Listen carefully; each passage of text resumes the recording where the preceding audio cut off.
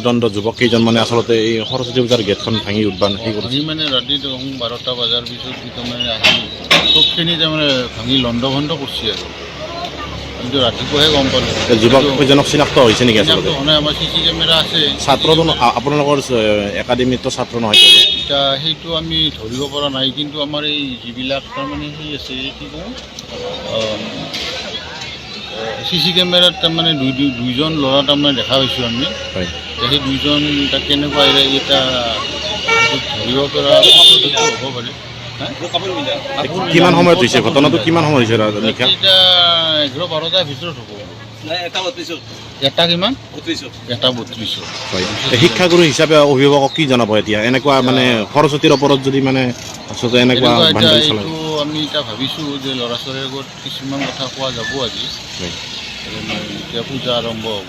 আজিৰ এই সৰস্বতী পূজাৰ দিনত মানে আচলতে ছাত্ৰসকলক কি আহ্বান জনাব? এতিয়া ছাত্ৰসকলক আমি ভাবিছোঁ যে ভৱিষ্যতে তেনেকুৱা কাম যাতে নকৰে, বেলেগৰ নিজৰ বুলি নহয় আকৌ বেলেগৰো কৰিব নালাগে।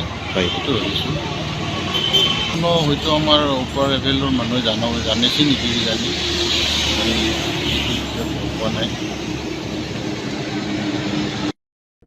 উদণ্ড যুৱক কেইজনমানে আচলতে এই সৰস্বতী পূজাৰ গেটখন ভাঙি উদ্যান সেই কৰিছে। মানে ৰাতি 12টা বজাৰ পিছত তাৰমানে আহি চবখিনি তাৰমানে ভাঙি লণ্ড ভণ্ড কৰিছে আৰু কিন্তু ৰাতিপুৱাহে গম পালোঁ। যুৱক কেইজনক চিনাক্ত হৈছে নেকি আচলতে? আমাৰ CC কেমেৰা আছে। ছাত্ৰজন আপোনালোকৰ একাডেমীতো ছাত্ৰ নহয় এতিয়া সেইটো আমি ধৰিব পৰা নাই, কিন্তু আমাৰ এই যিবিলাক তাৰমানে সেই আছে কি কওঁ CC কেমেৰাত তাৰমানে দুইজন ল'ৰা তাৰমানে দেখা পাইছোঁ আমি। হয়। সেই দুইজন কেনেকুৱা এটা ধৰিব পৰা হ'ব পাৰে।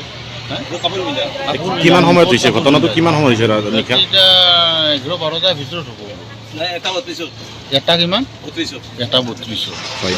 শিক্ষাগুৰু হিচাপে অভিভাৱকক কি জনাব এতিয়া এনেকুৱা মানে সৰস্বতীৰ ওপৰত যদি মানে আচলতে এনেকুৱা এইটো আমি এতিয়া ভাবিছোঁ যে ল'ৰা ছোৱালীৰ আগত কিছুমান কথা কোৱা যাব আজি।